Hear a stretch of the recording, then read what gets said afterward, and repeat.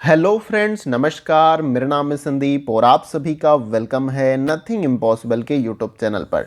आशा करता हूं कि आप सभी बहुत ही अच्छे होंगे। और आज की इस वीडियो में हम लोग यूजीसी नेट फर्स्ट पेपर में एग्जाम 2022 और 23 के पॉइंट ऑफ व्यू से शिक्षण अभिवृत्ति यानी कि टीचिंग एप्टीट्यूड वाले यूनिट से अधिगम यानी कि लर्निंग के एक टॉपिक को जो है आज की इस वीडियो में कवर करने वाले हैं।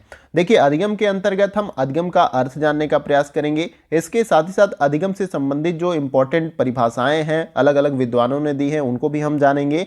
इसके साथ ही साथ अधिगम की विशेषताएं क्या क्या हैं उनको भी हम इस वीडियो में जानने का प्रयास करेंगे। यानी कि आपका अधिगम का जो छोटा टॉपिक है इसको हम पूरा डिटेल में आज के इस वीडियो में कवर करने वाले हैं। बस आपको करना इतना है कि वीडियो को स्टार्टिंग से लेके एंड तक देखना है, ताकि इसके बीच में जो भी मैं महत्वपूर्ण तथ्य आपको बताऊं वो भी क्लियर हो जाए। मैं अपने तरफ से पूरा प्रयास करूंगा कि आपको बहुत ही सहज और आसान भाषा में क्लियर करूं। और इसके साथ ही साथ कोई भी वीडियो से रिलेटेड अगर आपको डाउट भी होता है, कुछ टर्म समझ में भी नहीं आता है, तो आप मुझे कमेंट बॉक्स में बता सकते हैं। तो चलिए फ्रेंड, वीडियो को स्टार्ट करते हैं।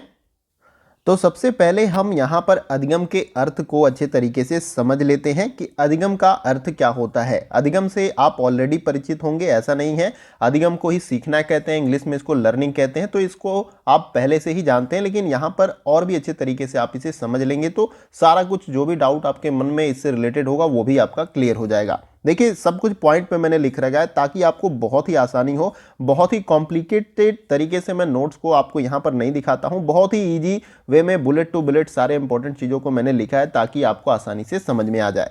देखिए, इसमें मैंने बताया कि अधिगम को सरल भाषा में सीखना भी कहा जाता है। अब देखिए, मैंने अभी आपको बताया कि अधिगम को सीखना भी कहते हैं, इंग्लिश में लर्निंग कहते हैं। और हर दिन हम कुछ ना कुछ सीखते हैं। जैसे कि आप यहाँ पर यूजीसी नेट पेपर 1 में टीचिंग एप्टीट्यूड या शिक्षण अभिवृत्ति से इस टॉपिक को अभी सीख रहे हैं या जानने का प्रयास कर रहे हैं। समझने का पहले से भी आपको पता है, लेकिन जो भी और कुछ डाउट इससे रिलेटेड रहता है वो भी आपका क्लियर हो जाएगा।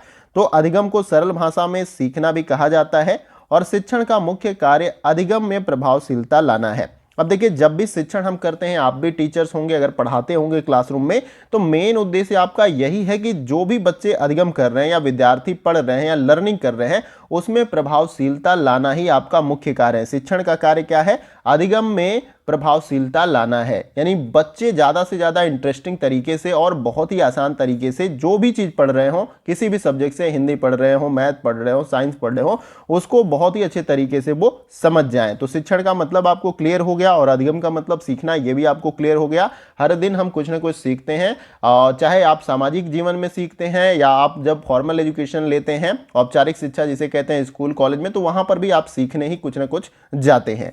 तो देखिए, नेक्स्ट पॉइंट में यहां पर मैंने बताया कि शिक्षण और अधिगम एक ही सिक्के के दो पहलू हैं एवं इनके उद्देश्य एक दूसरे के पूरक है।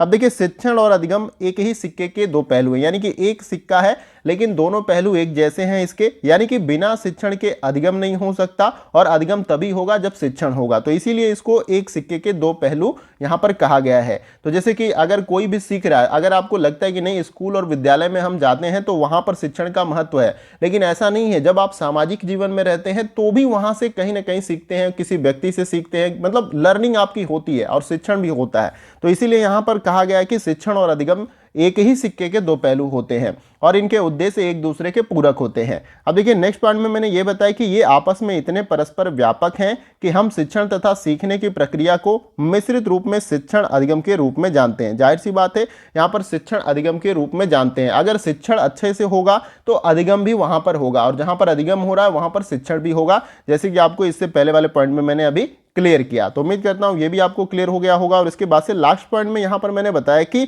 जब अधिगम प्रभावशाली होगा तभी शिक्षण को प्रभावशाली माना जाएगा। तो जाहिर सी बात है कि अगर मैं ये टॉपिक आपको पढ़ा रहा हूं अधिगम, अगर आप इसको अच्छे तरीके से समझ गए तब तो मेरा यहाँ पर शिक्षण पूरी तरीके से प्रभावशाली माना जाएगा। लेकिन अगर आप इस टॉपिक को अच्छे तरीके से समझ नहीं पाते हैं तो मेरा यहाँ पर शिक्षण क्या होगा? प्रभावशाली नहीं होगा। ये आपको क्लियर हो जाएगा। तो यहाँ पर हमने इस स्लाइड के अंतर्गत शिक्षण के अर्थ को जाना। शिक्षण का अर्थ मतलब सीखना होता है। कुछ भी आप डेली प्रतिदिन कुछ ना कुछ सीखते रहते हैं, इससे आप सभी जो है परिचित है। ऐसा नहीं कि इसके बारे में आपको नहीं पता है। और शिक्षण का जो मेन या मुख्य उद्देश्य होता है ये आप सभी को पता है कि अधिगम में प्रभावशीलता लाना ही शिक्षण का मेन उद्देश्य होता है। और इसके साथ ही साथ मैंने आपको बताया कि शिक्षण और अधिगम एक ही सिक्के के दो पहलू हैं। ये आप सभी को पता होगा कि जहां अधिगम होगा वहां शिक्षण भी होगा और जहां शिक्षण होगा वहां अधिगम होगा, यानी कि ये एक दूसरे के पूरक हैं। इतना तो आपको क्लियर हो गया। और इसके साथ ही साथ मैंने आपको ये बताया कि ये आपस में इतने परस्पर व्यापक हैं कि हम शिक्षण तथा सीखने की प्रक्रिया को मिश्रित रूप में शिक्षण अधिगम भी कहते हैं या उसके रूप में जानते हैं। और इसके बाद से लास्ट पॉइंट में मैंने आपको यही बताया कि जब अधिगम प्रभावशाली होगा तभी शिक्षण को प्रभावशाली माना जाएगा। अगर आपने बहुत ही अच्छे से पढ़ाया होगा तो बच्चा अच्छे से सीख जाएगा, जाहिर सी बात है, इसमें कुछ भी लॉजिक लगाने की बात नहीं है कि अगर जब कोई भी टॉपिक आप अच्छे से किसी को समझाते हैं और वो समझ जाता है, इसका मतलब शिक्षण वहां पर प्रभावशाली है। तो उम्मीद करता हूं इस स्लाइड में जो भी कुछ मैंने इंपॉर्टेंट चीजें बताई वो आपको अच्छे से क्लियर हो गया और अधिगम का अर्थ भी आपको समझ में आ गया होगा। आइए अब इसमें आगे देखते हैं। अब देखिए यहां पर अधिगम के अर्थ के ही संबंध में यहां पर कुछ और बुलेट्स हैं जो इंपॉर्टेंट है, इसके बारे में आपको पता होना चाहिए। तो देखिए इसमें बताया मैंने कि हम अपनी पूरी आयु नई चीजें सीखने में ही बिता देते हैं और अधिगम जीवन पर्यंत चलने वाली प्रक्रिया है। अब देखिए ये बहुत ही सिंपल तरीके से आप समझ पा रहे होंगे कि हम अपने पूरे आयु में नई नई चीज़ों को जो है सीखने में पूरा जीवन लगा देते हैं। यानी ऐसा नहीं है कि आप जो है 22 के हैं या आप पढ़ रहे हैं उसी दौरान कुछ न कुछ सीखते हैं। जब आप पढ़ाई छोड़ देते हैं, जॉब प्रोफेशन में होते हैं, तब भी कुछ न कुछ आप सीखते हैं। जब आप रिटायर्ड हो जाते हैं जॉब से तब भी कुछ न कुछ सीखते हैं। इसलिए अधिगम जो है आपका जीवन पर्यंत चलने वाली प्रक्रिया है। ये तो आपको क्लियर हुआ। यहाँ पर अधिगम पूरा आपका जन्म से लेके जब तक आपकी मृत्यु नहीं होती तब तक आप कुछ न कुछ सीखते रहते हैं। इसके बाद से मैंने बताया कि अधिगम मूल रूप से मनोवैज्ञानिक होता है, यानी कि जब भी अधिगम या लर्निंग या सीखना होगा वो पूरी तरीके से क्या होगा, आपका मनोवैज्ञानिक होता है। ये आपको पता है, यानी कुछ भी आप सीखते हैं तो आप मस्तिष्क का इस्तेमाल उसमें करते हैं, ठीक है। तो इसलिए आपका पूरी तरीके से मनोवैज्ञानिक है। इसके बाद से मैंने आपको बताया कि अधिगम के माध्यम से मनुष्य नए कौशल, ज्ञान, दृष्टिकोण, मूल्यों को अधिग्रहण करता है। अब देखिए अधिगम यानी कि अधिगम कर रहे हैं, अधिगम का मतलब लर्निंग या सीखना हो गया, तो कुछ न कुछ आप सीख रहे हैं। जैसे कि मैंने अभी स्टार्टिंग में आपको बताया, तो इसके अंतर्गत आप चाहे कोई नए कौशल सीखते हैं, नए कौशल को सीख सकते हैं और वो कौशल किसी भी क्षेत्र से हो सकता है। चाहे कंप्यूटर की स्किल आप सीख सकते हैं, कोई मशीन को ऑपरेट करने की स्किल सीख सकते हैं, पेंटिंग करने की स्किल सीख सकते हैं, यानी कोई भी नए कौशल को आप अधिगम के अंतर्गत सीख सकते हैं। इसके बाद ज्ञान को भी आप प्राप्त करते हैं, दृष्टिकोण और मूल्यों को अधिग्रहण भी जो है आप अधिगम के माध्यम से ही करते हैं। मूल्यों का मतलब जो भी किसी की रिस्पेक्ट करना, समाज में कैसे आपको रहना, ये भी आप सीखते हैं ना कि कैसे उठना है, कैसे बैठना है। तो एक तरीके से आपके सामाजिक मूल्यों के बारे में यहाँ पर बात हो रहा है। तो ये सब कुछ अधिगम के माध्यम से होता है। इसके बाद से नेक्स्ट पॉइंट में मैंने यहां पर बताया कि अधिगम सीखने की एक प्रक्रिया है जिससे एक जीव नई चीजें सीखता है और अनुभव के परिणाम स्वरूप उसे व्यवहार में स्थायी परिवर्तन आता है। अब देखिए अधिगम सीखने की एक प्रक्रिया है, ये ऐसा नहीं कि इसके के थ्रू आप पूरा ज्ञान, अधिगम का मतलब ज्ञान नहीं, अधिगम एक प्रोसेस है जिसके माध्यम से आप किसी भी ज्ञान को, तथ्य को सीखने का आप प्रयास करते हैं। इसमें मैंने यही बताया और उसके बाद से मैंने आपको यही बताया कि जिससे एक जीव नई चीजों को सीखता है। अब नई चीजों के तहत मैंने ऊपर अभी आपको बताया कोई कौशल हो सकता है, कौशल के अंतर्गत मैंने बताया पेंटिंग हो गया, कोई भी स्किल हो सकता है। मूल्यों को आप सीखते हैं जो सामाजिक मूल्य हैं। इसके साथ ही साथ अनुभव के परिणाम स्वरूप उसे व्यवहार में जो है आप लाते हैं। अब जैसे कि मतलब आपने कुछ सीख लिया और उसे आप अपने व्यवहार में लाते हैं, यानी यूज करते हैं। आपने कुछ भी सीखा, जैसे कि मैंने आपको बता दिया पेंटिंग बनाने के बारे में, अब उसे आप क्या करेंगे, खुद से ट्राई करेंगे कैसे बनाना है और धीरे धीरे जैसे जैसे आप उसे प्रैक्टिस करते जाते हैं तो आप परफेक्ट बने जाते हैं उसमें। तो यहाँ पर अनुभव के परिणाम स्वरूप जो है उसके व्यवहार में स्थायी परिवर्तन आता है, यानी कि जो भी सीखता है उसके व्यवहार में स्थायी परिवर्तन आता है। तो उम्मीद करता हूँ ये सारे पॉइंट्स आपको अच्छे से क्लियर हो गए होंगे। यहाँ पर ऐसा कुछ भी नहीं होगा जो आपको नहीं समझ में आए, और नहीं भी समझ में आता है तो आप कमेंट बॉक्स में पूछिएगा। स्टार्टिंग में भी मैंने बताया और हर स्लाइड में मैं बोलूंगा कि कोई भी डाउट अगर होता है तो आप कमेंट बॉक्स में पूछ सकते हैं। आइए अगली स्लाइड को देखते हैं। यहाँ पर देखिए अब इस स्लाइड में हम अधिगम की परिभाषा के बारे में जानने का प्रयास करेंगे। अभी 2 स्लाइड में हमने अधिगम के अर्थ को समझने का प्रयास किया और उम्मीद करता हूं कि अर्थ आपको अच्छे से क्लियर हो गया। मैंने बुलेट में जो है इंपॉर्टेंट चीज़ों को लिखकर आपको बताने का प्रयास किया और समझाने का भी प्रयास किया। अब अधिगम की परिभाषाओं को जान लेते हैं। कुछ जो मनोवैज्ञानिक हैं उनके द्वारा अधिगम के संबंध में कुछ परिभाषाएं दी गई हैं। जो सबसे पहले यहाँ पर आप देख सकते हैं वुडवर्थ के अनुसार जो है अधिगम की क्या परिभाषा दी गई है। तो उनके द्वारा बताया गया कि सीखना विकास की प्रक्रिया है। तो देखिए यहाँ पर बेसिकली इनके कहने का तात्पर्य यह है कि सीखना जो है आपका विकास की प्रक्रिया है, यानी कि जैसे जैसे आप सीखते रहते हैं आपका डेवलपमेंट बेहतर होता रहता है। जब आप सीखना बंद कर देते हैं तो आपका विकास भी रुक जाता है, ये आप सभी को पता है। तो इसलिए हम जीवन पर्यंत कुछ न कुछ सीखते रहते हैं। तो उम्मीद करता हूँ ये परिभाषा आपको क्लियर, ये परिभाषा आपको एज इट इज याद रखना है कि वुडवर्थ के अनुसार अधिगम के संबंध में क्या परिभाषा दी गई है। इसके बाद से बीएफ स्किनर महोदय के अनुसार यहाँ पर अधिगम का परिभाषा दिया गया है, सीखना व्यवहार में उत्तरोत्तर सामंजस्य की प्रक्रिया है। यानी सीखना जो है व्यवहार में उत्तरोत्तर सामंजस्य की प्रक्रिया है, यानी कि कैसे हम कुछ सीखते हैं तो हमारे व्यवहार में परिवर्तन आता है, उसके संबंध में बीएफ स्किनर ने यहाँ पर अधिगम के संबंध में अपनी परिभाषा दी है। परिभाषाओं को याद कर लीजिए, स्क्रीनशॉट ले सकते हैं। देखिए सिंपल सा, आप अगर नोट्स बना रहे हैं तो आप स्क्रीनशॉट लेके भी बहुत ईजी वे में अपने नोट्स को बढ़िया से यूजीसी नेट पेपर 1 में, अगर हिंदी जो है लैंग्वेज के आप छात्र हैं तो आपके लिए बहुत ही ये बेहतर कंटेंट होगा। इसके साथ ही साथ यहाँ पर जेफी गिलफोर्ड के अनुसार अधिगम की परिभाषा दी गई है कि व्यवहार के कारण व्यवहारों में परिवर्तन ही सीखना है। अब देखिए, जब भी हम कुछ सीखते हैं तो जाहिर सी बात है कि हमारे व्यवहार में परिवर्तन आता है, तो ये परिभाषा आपको याद रखना है। इसके साथ साथ कॉल्विन के अनुसार परिभाषा दी गई है, तो इन्होंने बताया कि पहले से निर्मित व्यवहार में अनुभवों द्वारा हुए परिवर्तन को अधिगम कहते हैं। यानी देखिए, पहले से जो भी आपका व्यवहार निर्मित है और आपने कुछ सीखा और उसके बाद से जो आपके व्यवहार में परिवर्तन होता है उसको कॉल्विन महोदय कहते हैं, ये अधिगम आपका हुआ है। तो उम्मीद करता हूँ ये सारी परिभाषाएं आपको क्लियर हो गई होंगी। कुछ भी कॉम्प्लिकेटेड नहीं है इसमें, सब कुछ बहुत ही सहज और आसान भाषा में, और आप इसे अच्छे से समझ पा रहे होंगे। नहीं समझ पाएंगे तो आप कमेंट बॉक्स में मुझे बताएंगे, ठीक है। कोई भी डाउट अपने पास नहीं रखना है आपको। आइए अगली स्लाइड को देखते हैं। इसमें देखिए, अब तक के पीछे की जितने भी स्लाइड थे उसमें हमने अधिगम के अर्थ को समझा, उसके बाद से जो है अधिगम की परिभाषाओं को देखा, अलग अलग साइकोलॉजिस्ट के द्वारा जो परिभाषाएं दी गई हैं। अब हम अधिगम की विशेषताओं के बारे में जानने का प्रयास करेंगे। तो इसमें जितनी भी विशेषताएं हैं उसको मैंने पॉइंट टू पॉइंट लिख रखा है और उसे एक्सप्लेन करता हुआ मैं चलूंगा। तो देखिए, यहाँ पर अधिगम की विशेषताओं के अंतर्गत सबसे पहले पॉइंट पे हम देखते हैं। देखिए, अधिगम जीवन पर्यंत होता रहता है। अभी इसके बारे में ऊपर मैंने जिक्र किया था, ये खास एक विशेषता है अधिगम की कि ये जीवन पर्यंत चलता रहता है। यानी आप जब जन्म लेते हैं और जब तक आपकी मृत्यु नहीं हो जाती तब तक आप कुछ न कुछ सीखते रहते हैं। ये आप सभी को पता है। ऐसा नहीं कि जब हम स्कूलिंग करते हैं उसी समय सीखते हैं, स्कूलिंग खत्म होने के बाद भी जो है हम सीखते हैं, जॉब पीरियड में या कुछ भी करते हैं। तो ये आपको पता रहना चाहिए कि अधिगम जो है जीवन पर्यंत जो है होता रहता है। इसके साथ ही साथ अधिगम निरंतर व सतत होता है। देखिए, अधिगम निरंतर चलता रहता है, अभी इसी के बारे में अभी ऊपर मैंने आपको बताया, और ये सतत होता है। यहां पर सतत का मतलब आपका हमेशा होता है, ऐसा नहीं। अब ये कॉम्प्लिकेटेड वर्ड लगा तो आपको कुछ समझ में नहीं आएगा। सतत का मतलब आपका हमेशा होता है, अधिगम निरंतर यानी लगातार, सतत का मतलब हमेशा होता रहता है, ये आपको याद रखना है। इसके साथ ही साथ अधिगम सार्वभौमिक यानी कि यूनिवर्सल होता है, यानी कि अधिगम कहीं भी हो सकता है। ऐसा नहीं कि आप यहाँ पर हैं तो यहीं पर अधिगम होगा, आप लंदन चले जाएंगे तो वहाँ पर भी कुछ न कुछ आप लर्निंग करेंगे, आप ऑस्ट्रेलिया चले जाइए, अमेरिका चले जाइए। तो इसीलिए इसको सार्वभौमिक या यूनिवर्सल कहा गया है, ये आपको याद रखना है। और अधिगम केवल मनुष्य जाति का ही गुण न होकर यह संसार के सभी जीव जंतु जैसे कि कीड़े मकोड़े, पशु पक्षी भी उनके अंदर भी जो है अधिगम पाया जाता है। ऐसा नहीं कि मनुष्य ही बस लर्निंग करते हैं, मनुष्य ही सीखते हैं। आप जीव जंतुओं में अगर देखेंगे तो वो भी जो है सीखते रहते हैं। अगर कोई बच्चा जो है जानवर का जन्म लेता है जंगल में तो वो जल्दी ही अपनी सर्वाइवल कैपेबिलिटी को बेहतर करता है ताकि वो अन्य प्रेडेटर्स से यानी कि जो शिकारी जानवर हैं उनसे बच सके। आप देखते हैं पंछियों में भी होता है, वो भी जो है लर्निंग करते रहते हैं, यानी छोटे से जो बच्चे उनके जन्म लेते हैं तो वो भी सीखते हैं किस तरीके से उन्हें सर्वाइव करना है।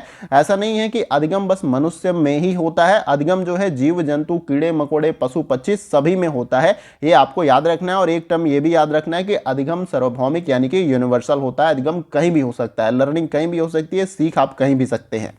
इसके साथ ही साथ अगले पॉइंट में मैंने बताया कि सीखना या अधिगम परिवर्तनशील होता है। अब देखिए, ऊपर की कई स्लाइडों में मैंने इसके ऊपर आपको बताया कि अधिगम जब करते हैं आप तो कहीं ना कहीं आपके अंदर कुछ चेंजमेंट देखने को मिलता है, परिवर्तन। तो इसीलिए सीखना या अधिगम परिवर्तनशील होता है, ये आपको याद रखना है। ये भी पॉइंट आपको काफ़ी ज़्यादा इंपॉर्टेंट है आप सभी के लिए। तो उम्मीद करता हूँ कि स्लाइड में जितने भी इंपॉर्टेंट पॉइंट्स मैंने आपको बताए वो आपको अच्छे से क्लियर हो गए होंगे अधिगम की विशेषताओं के अंतर्गत। तो आइए अगले स्लाइड में भी और इंपॉर्टेंट जो है अधिगम से रिलेटेड विशेषताएं हैं उनको भी हम देखते हैं।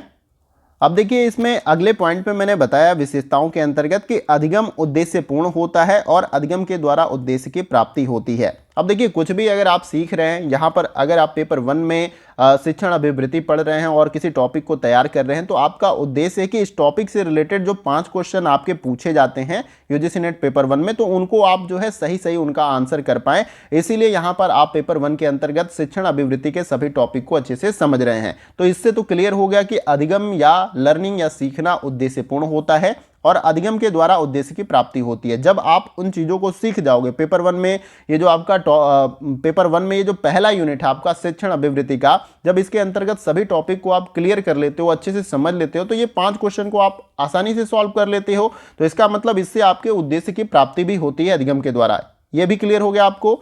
इसके बाद से नेक्स्ट पॉइंट है लर्निंग या अधिगम विकासशील प्रक्रिया है। अब देखिए, इसको बताने की तो आवश्यकता है, लेकिन इसको आप अच्छे से समझ रहे होंगे कि जब भी आप लर्निंग या कुछ भी सीखते हैं तो उससे कहीं ना कहीं आपके अंदर डेवलपमेंट होता है, विकास होता है। इसके बारे में अभी ऊपर मैंने आपको बताया है। तो लर्निंग या अधिगम विकासशील प्रक्रिया होती है, ये भी आपको याद रखना है। और इसके साथ ही साथ अधिगम सामाजिक होता है और यह समाज के अंदर समायोजन में मदद करता है। अब देखिए, जैसे ही समाज के अंदर हम जाते हैं तो समाज के अंदर कुछ समाज की एक्सपेक्टेशन होती है हमसे, समाज के कुछ मूल्य होते हैं, समाज के कुछ रीति रिवाज होते हैं, कल्चर संस्कृति होते हैं। तो किस प्रकार से हम उसके अंदर समायोजन करते हैं, उसमें भी अधिगम या लर्निंग या जो आप सीखते हैं वो क्या करता है, वो मदद करता है। ये आपको याद रखना है। इसके साथ ही साथ सीखना या अधिगम वातावरण की उपज होती है। जो कुछ भी आप सीखते हैं वो वातावरण की उपज के द्वारा ही सीखते हैं, इसलिए यहां पर बताया गया कि सीखना या अधिगम वातावरण की उपज होती है। इसके साथ ही साथ अधिगम प्रक्रिया विवेकपूर्ण होती है। ऐसा नहीं कि अब रैंडमली कुछ भी सीखने लगते हैं, तो इसको सोच समझ कर ही आप सीखते हैं। जैसे यहां पर भी आप पढ़ रहे हैं तो कुछ सोच समझ के भी इस चैनल पर आपने चैनल को सब्सक्राइब किया होगा, ज्वाइन किया होगा कि यहां पर मैं आपको फ्री में कंटेंट प्रोवाइड करता हूं और इसके साथ ही साथ बहुत ही अच्छे तरीके से कंटेंट को रिप्रेजेंट करता हूं और उसे समझाने का प्रयास करता हूं।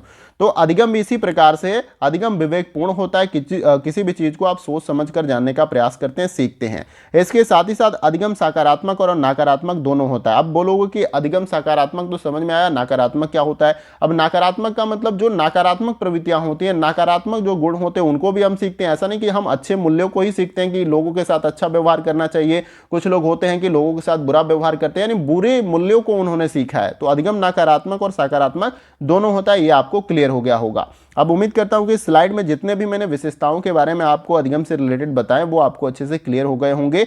कोई भी विशेषता समझ में नहीं आया तो आप कमेंट बॉक्स में बताइए। देखिए, हर स्लाइड में मैं बार बार इसीलिए बोल रहा हूं कि कोई भी डाउट आपके पास नहीं रहना चाहिए। और ऐसा नहीं कि आप एग्जाम का इंतजार करते रहिए, एग्जाम 2 महीने 3 महीने 4 महीने बाद जब भी होगा, लेकिन आप जब शुरू से ही तैयारी करते हैं तो आपके पास ज़्यादा समय होता है। और ज़्यादा समय का मतलब आप सभी टॉपिक को बहुत ही डिटेल में पढ़ सकते हैं। और जब डिटेल में आप सभी टॉपिक को कवर करते हैं तो एग्जाम में कोई क्वेश्चन छूटता नहीं। बाय द वे, एक आध क्वेश्चन छूट जाए वो अलग की बात है, लेकिन आप अपने तरफ से पूरा प्रयास करते हैं कि सभी क्वेश्चन को सही वे में अटेम्प्ट करें। तो उम्मीद करता हूं ये सारी विशेषताएं आपको क्लियर हो गई होंगी। आइए अगले स्लाइड में कुछ और इंपॉर्टेंट विशेषताएं उनको भी देखते हैं। देखिए, यहां पर इस पॉइंट पे मैंने बताया कि पूर्व अनुभव एवं अभ्यासों के द्वारा नई योग्यताओं का अर्जन करना ही अधिगम है। अब देखिए, पूर्व अनुभव का मतलब है कि किसी भी कौशल को अगर आपने बहुत पहले सीखा है, चाहे कंप्यूटर चलाना हो गया या टंकड़ पे टाइप करना हो गया। अब देखिए, पहले टंकड़ पे टाइप होता था, खट खट खट खट इस तरीके से टाइपिंग होती थी और सारा कुछ पेपर निकलता था। लेकिन अब आप देखेंगे कि डिजिटल कीबोर्ड है, कीबोर्ड से जो है कंप्यूटर पे हम टाइपिंग करते हैं। तो अगर किसी व्यक्ति के पास टंकड़ का अनुभव है, पहले पुराने समय में टंकड़ की उसने टाइपिंग की है टंकड़ पे, तो उसके बाद से ये जो आपका कंप्यूटर पे जो कीबोर्ड होता है तो उस पे टाइपिंग करना उसके लिए आसान होगा। लेकिन उसको कुछ अभ्यास करना होगा और उसके बाद से ये नई योग्यता यानी कंप्यूटर पे टाइपिंग करने की योग्यता को वो अर्जित कर सकता है। और ये भी एक प्रकार का अधिगम है। तो उम्मीद करता हूं ये भी आपको क्लियर हो गया कि पूर्व अनुभव एवं अभ्यासों के द्वारा नई योग्यताओं का अर्जन करना ही अधिगम आपका होता है। इसके साथ ही साथ अधिगम प्रक्रिया में अनेक मानसिक क्रियाएं समावेशित होती हैं। निर्देशन इसमें होता है, व्याख्या होता है, चयन, अंतर्दृष्टि, सृजन, आलोचना। ये प्रक्रियाएं अधिगम को प्रभावशाली बनाने में सहायक होती हैं। अब यहाँ पर समझने लायक ये बात है कि अधिगम प्रक्रिया में अनेक मानसिक क्रियाएं होती हैं। अब देखिए, आप अपने मस्तिष्क का इस्तेमाल करते हैं, आंखों का भी इस्तेमाल करते हैं। मतलब कुछ भी अगर सीखते हैं, ऐसा तो है नहीं कि आप मतलब अपने मस्तिष्क को बंद करके सीख सकते हैं। अपने मस्तिष्क का आप इस्तेमाल करते हैं किसी भी चीज़ को सीखने में। तो इसके अंतर्गत आपका निर्देशन होता है यानी गाइडेंस, व्याख्या होता है, एक्सप्लेनेशन आप किसी का सुनते हैं। इसके साथ साथ आप तथ्यों का चयन करते हैं, अंतर्दृष्टि है, सृजन करते हैं कुछ नए तथ्यों का। उसके बाद से आलोचना भी, अगर कोई टॉपिक नहीं आता है, गलत लगता है तो आप उस पर आलोचनात्मक प्रक्रिया भी करते हैं। जैसे इसी टॉपिक में कुछ समझ में नहीं आता है या कुछ भी मैं बोलता हूं तो उसमें अगर आपको कुछ भी गलत लगता है तो आप कमेंट बॉक्स में लिखकर मुझे बताते हैं कि सर ये गलत है, ये सही नहीं है। ठीक है, तो ये प्रक्रियाएं अधिगम को प्रभावशाली बनाने में सहायक होती हैं। तो उम्मीद करता हूं ये भी विशेषताएं आपको अच्छे से क्लियर हो गई होंगी। तो यहां पर आपका पूरा टॉपिक जो है अधिगम का मुश्किल से 5-6 स्लाइड में जो है कवर हो चुकी हैं। और ऐसा कुछ भी आपको लगता नहीं होगा कि कुछ भी यहां पर अधिगम से रिलेटेड मिस हुआ होगा। और देखिए कंटेंट तो बहुत कुछ टाइप करके आप बड़ा बना सकते हैं, लेकिन जो इंपॉर्टेंट चीज़ है, बेसिक चीज़ें, उनको समझना बहुत ही जरूरी होता है। तो इस वीडियो में हमने अधिगम के बारे में जानने का प्रयास किया, अधिगम के अर्थ को समझा, अधिगम की परिभाषाओं को समझा और अधिगम की विशेषताएं क्या क्या हैं उनको भी जानने का प्रयास किया। और उम्मीद करता हूं कि पूरा वीडियो आप सभी के लिए काफ़ी हेल्पफुल होगी और सब कुछ आपको अच्छे से क्लियर हो गया होगा। और नहीं भी क्लियर हो, कोई टर्म्स आपको समझ में नहीं आता, कोई विशेषता ही मान लीजिए मैंने बताया कुछ गड़बड़ आपको लगता है, तो उसके बारे में भी आप कमेंट बॉक्स में बता सकते हैं।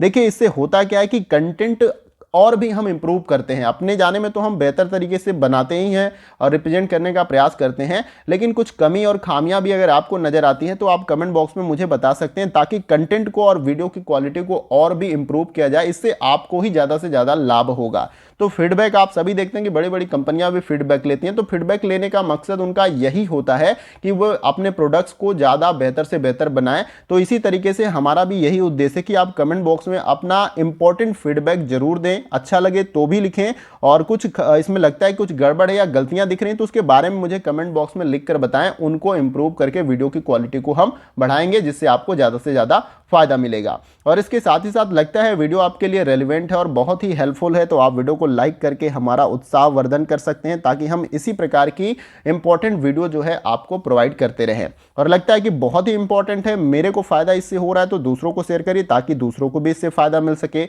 और लगता है कि आपको ऐसे ही कंटेंट डेली चाहिए ताकि आप अपने एग्जाम की प्रिपरेशन बेहतर तरीके से कर पाएं, तो अगर चैनल पे अगर आप नए हैं तो चैनल को सब्सक्राइब कर लीजिएगा और उसके बगल में ये बेल आइकन का बटन होता है इंपॉर्टेंट, इसको आप जरूर प्रेस कर लीजिएगा। जब इसे आप प्रेस करते हैं तभी आपको नई वीडियो की नोटिफिकेशन मिलती है। तो उम्मीद करता हूं सब कुछ आपके लिए अच्छा रहा होगा आज की इस वीडियो में। और आज की वीडियो में बस इतना ही, फिर मिलते हैं अगली वीडियो में कुछ और इंपॉर्टेंट टॉपिक के साथ। तब तक के लिए जय हिंद, जय भारत।